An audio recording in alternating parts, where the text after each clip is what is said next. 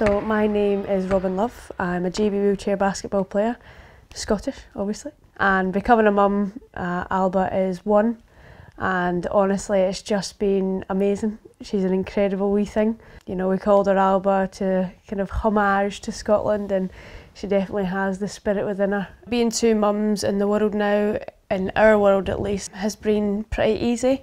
You know, in Manchester especially, you know, it's a cultural melting pot. And then in our wheelchair basketball community, again, we've just experienced positivity, but obviously we've taken Alba all over the world, to Japan, China, to all these places where perhaps, you know, it isn't normal at all. But again, people have been really kind. This world isn't really set up for people with disabilities, so you're used to adapting and overcoming barriers, and becoming a parent isn't really any different to that. You don't have to have functioning legs or arms or eyes or ears or whatever to care for a child and love a child.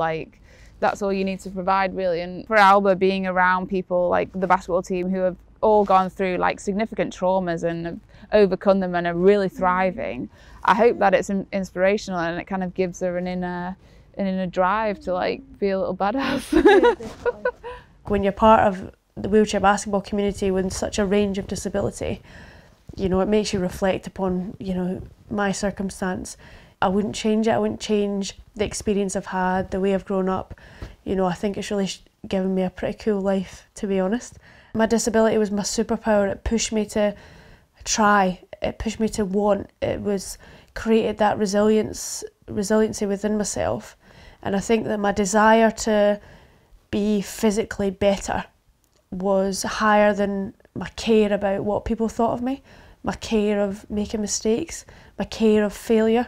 And I think that that's what drives me now, is I want to play incredible basketball. Growing up, it's difficult when you've got a disability. Like me, I was in and out of hospital, I had splints on, you realise you're a bit different. And I think that going through those struggles does shape who you are and the resiliency you develop and the grit that you have. I made the decision at 17 to get an operation to lengthen my leg.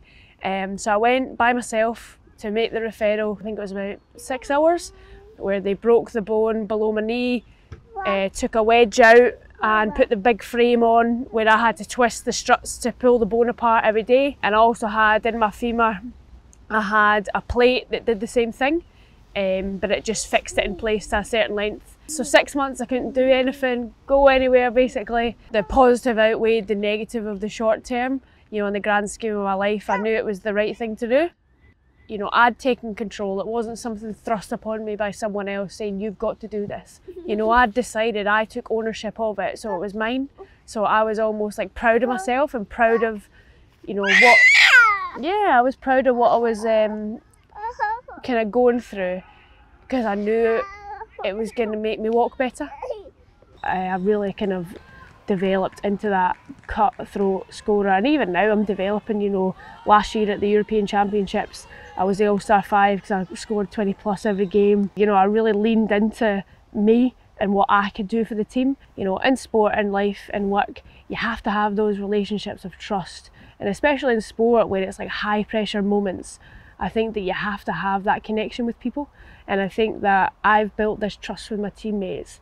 Sport always made me feel good, always gave me that energy, always made me feel good about myself, gave me that confidence, because I was really good at it, despite or because of my disability probably. I feel like I'm really able to be myself on and off court, which I do think is so important when you're able to just be you, when you're in an environment that just embraces all of your personality. Which I really think is just such a positive thing that we've got in the programme right now. The next generation for me is just so exciting. I got into wheelchair basketball when I was, 24, and I missed what I think a lot of time. So for me, being able to share my knowledge with the younger ones coming through, it means a world to me, to be honest. The ultimate goal, I'd love a Paralympic medal. I'd love to be the team that gets that. You know, the GB wheelchair basketball women have never done that. We never had a women's team sport medal. So for me to be able to bring that back to the programme, for all the hard work that the staff have put in, the women before us, you know, the volunteers, everybody, all the girls, all their sacrifices that they have, because they have been sacrifices. Like, a lot of our teammates have moved heaven and earth to be with the team, and they deserve it, but everybody deserves it. When you're a disabled woman especially, you are treated not the same in society. And for me, it's about more than basketball, it's about them as people. Like, it's like, no, you are strong, you can score, you can do this. And for me, basketball could be a great opportunity for them to develop that confidence, to develop those skills. That's what I want to do. I want to help especially disabled women be more confident in themselves through wheelchair basketball. I just think it's such a great sport. I just think it's the best sport in the world.